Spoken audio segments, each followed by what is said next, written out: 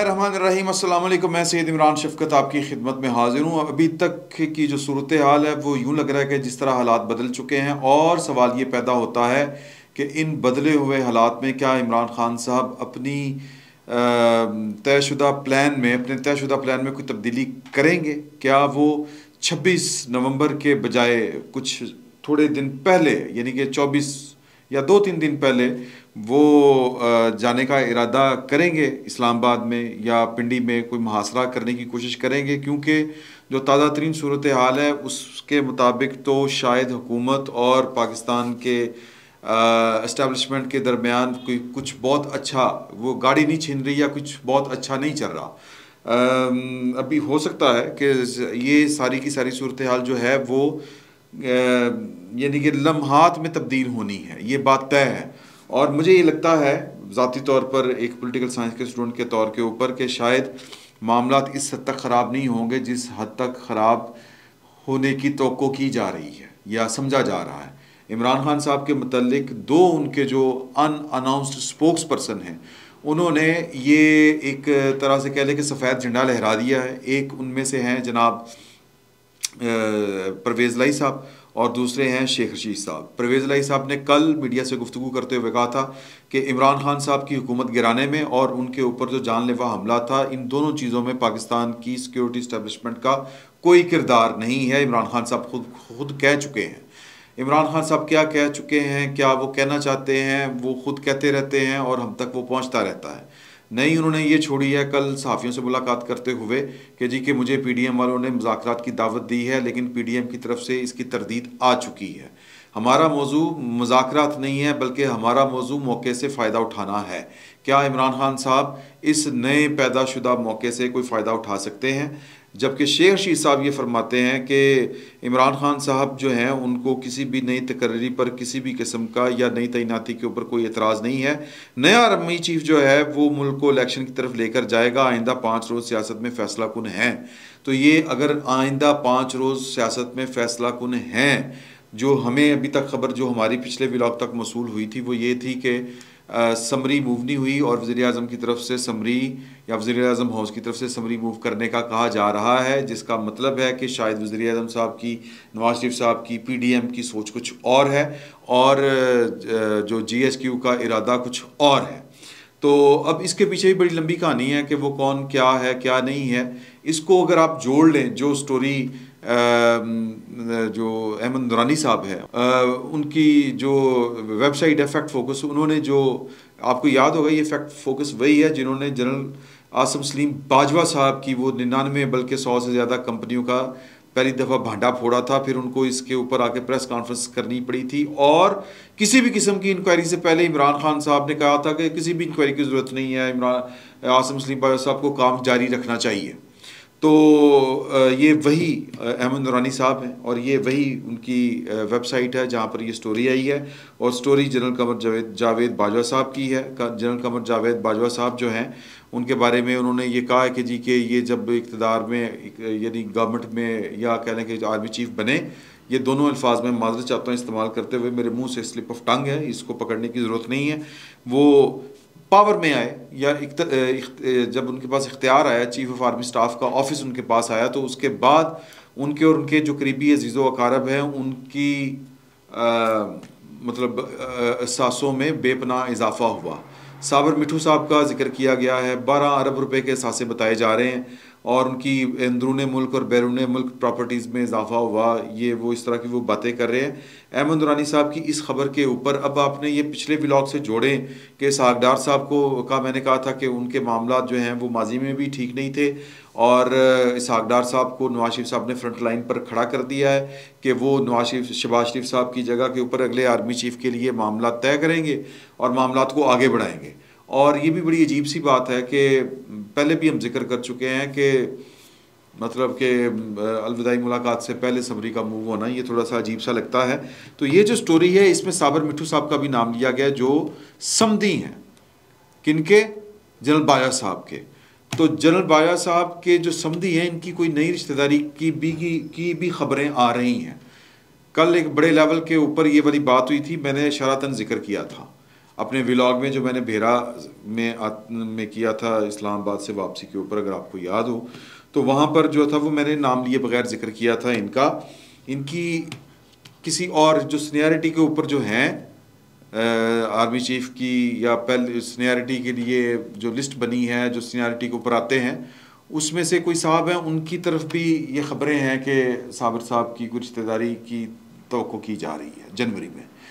तो अगर ये होती है तो मोस्ट प्रॉबली फिर वो फेवरेट जो है वो वाला हो, मतलब GHQ का, कि उसको लगा दिया जाए। उसको लगाने का फिर अब इसके ऊपर तो मतलब कह लें कि क्या सरआइयाँ हैं कि जी कि वो यूं लगाना चाहेंगे, वो लग जाए तो फिर बायो साहब को ये होगा कि उनकी रिटायरमेंट के बाद भी जो मामलात हैं वो उनके खासे कंट्रोल में रहेंगे, अपना मारेगा तो छावें छुटेगा, पंजाबी की कई मिसालें मेरे ज़हन में आती हैं। ये सारी की सारी क्या सरआइयाँ हैं, और ये तो को ये कहा ये जा रहा है। तो वैसे तो जो अहमद नूरानी साहब हैं, उन्होंने पता नहीं ये इन दिनों में ये वाली ख़बर ब्रेक करने की उनके ज़हन में क्या आई। अब इस खबर के ऊपर जो अहमद नूरानी साहब की है, वेबसाइट तो उनकी इस वक्त पाकिस्तान में बंद हो चुकी है, लेकिन इस खबर के ऊपर जो शहबाज राना साहब हैं, उन्होंने एक ट्वीट किया है, वो आप अगर देख लें तो उसमें उन्होंने कहा है कि जी के जो इस अहमद नूरानी साहब की खबर में जो भी हक़ाइक़ बयान किए गए हैं, जिनका जिक्र किया गया है, जो फैक्ट्स सामने रखे हैं, या जो उनका दावा है यूँ कह लें, उसकी इंक्वायरी के लिए कोई तारिक महमूद साहब हैं, कोई इस तरह का उनका नाम है, उनको ये ड्यूटी असाइन कर दी गई है। जनाब इसहाक डार साहब ने, तारिक महमूद पाशा साहब, उनको उन्होंने कहा कि जी कि 24 घंटों के अंदर इसकी इंक्वायरी करके मुझे इनिशियल इंक्वायरी जो होती है वो बताएं, और फिर इसके ऊपर देखते हैं हमने क्या कार्रवाई करनी है। ये अल्लाह की शान है कि एक स्टोरी जिसमें आर्मी चीफ, जो सिटिंग आर्मी चीफ है, उसका जिक्र आ रहा है, और इसहाक डार साहब के मुतालिक ये खबर सामने आ रही है कि उन्होंने इस पर इंक्वायरी का हुक्म दे दिया। तो अब इसको आप पिछले व्लॉग से ज़रा जोड़ के देखें तो इसका मतलब बनता है कि सब अच्छा नहीं है।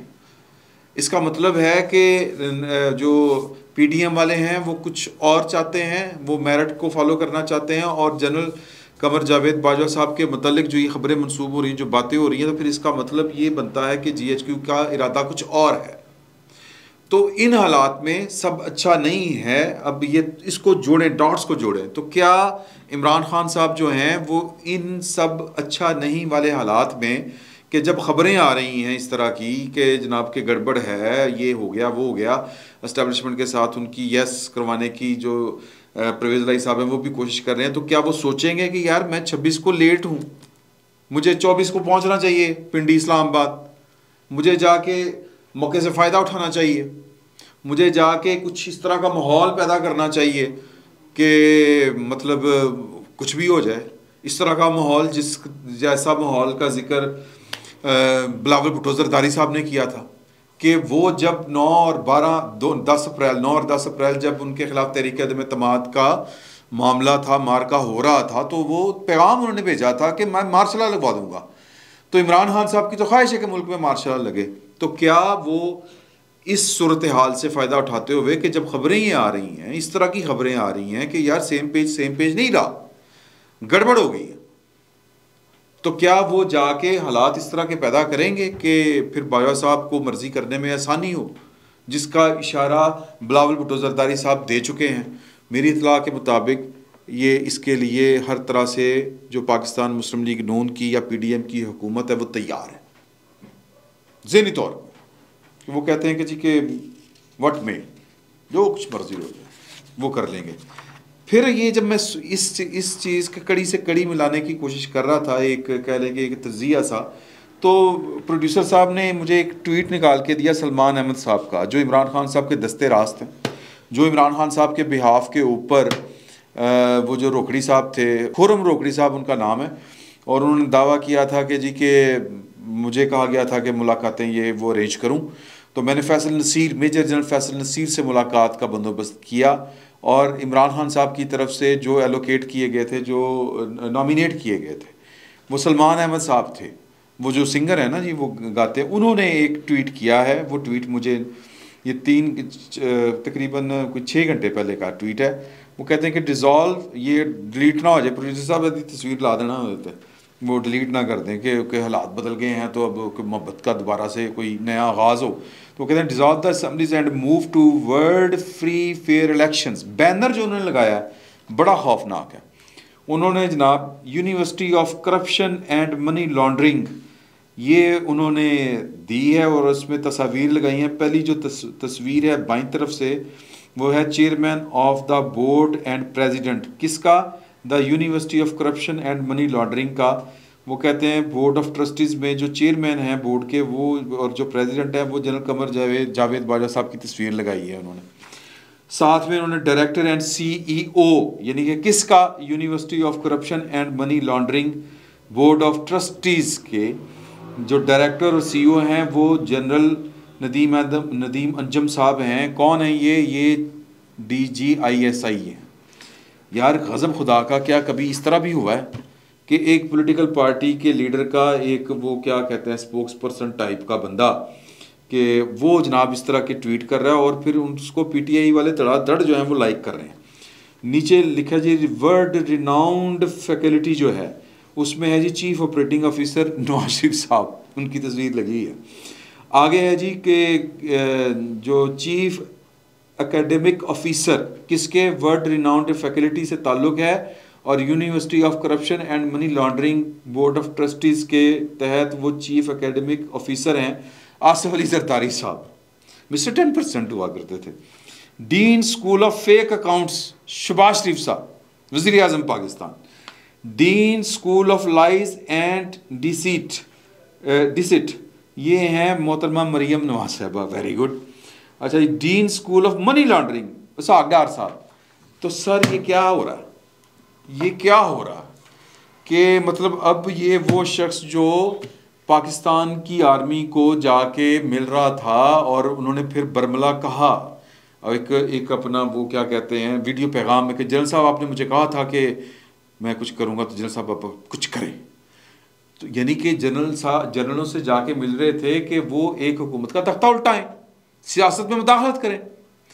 और फिर जनाब मतलब ये कि वो वही बंदा कह रहा है कि जी कि चूँकि आपने हमारी बात नहीं मानी तो आप जो हैं वो एक university of corruption and money laundering के कौन है? प्रेसिडेंट हैं और कौन है आप? चेयरमैन बोर्ड के हैं, यानी बोर्ड के चेयरमैन हैं। तो अब एक तरफ ये आलम है। अब इस सोच के साथ क्या इमरान खान साहब मौके से फ़ायदा उठाने पिंडी पहुंच सकते हैं? आई डाउट, शायद नहीं पहुंचेंगे। शायद वो डरे हुए हैं, वो सहमे हुए हैं। शायद उनको लगता है कि अब बाजवा साहब के हाथ में कुछ नहीं रहा तो बाजवा साहब को जाके कंधा नहीं दिया जा सकता। उनके साथ शाने के साथ शाना मिला के हम पाकिस्तान के अंदर कोई दस्तूर से मावरा कोई काम नहीं कर सकेंगे, तो शायद वो ना कर पाएँ। लेकिन आप ये देखें कि एक चीफ ऑफ आर्मी स्टाफ मौजूद है।